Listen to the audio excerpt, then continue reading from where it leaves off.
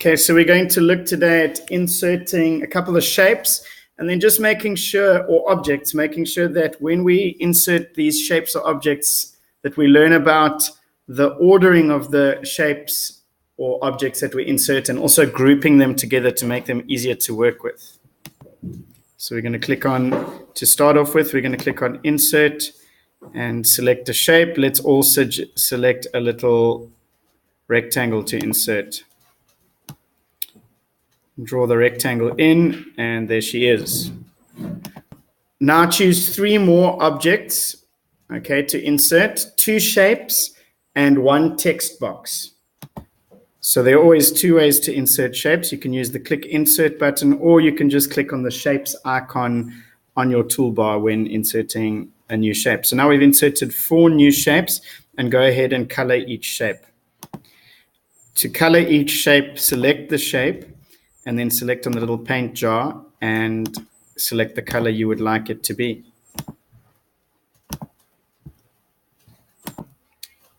Lastly, in your text box, just add a little sentence.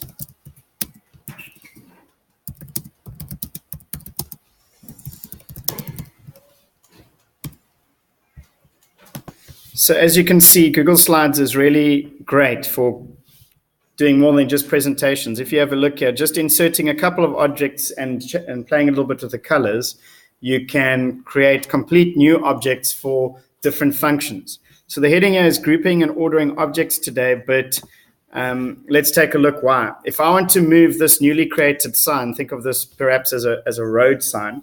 If I want to move this somewhere into my slideshow, I've got to select each object at a time and move it across, and then the alignment and all that kind of stuff gets a bit irritating. So what you do is align it once, and really this becomes its own new object, the arrow and the circle, doesn't it? So what you do is you click somewhere off the new object you've created, you highlight it, okay? Now you right click, or on a Chromebook 2-finger click, and you select group. The shortcut there, notice, is Control Alt and G, but you can just group it.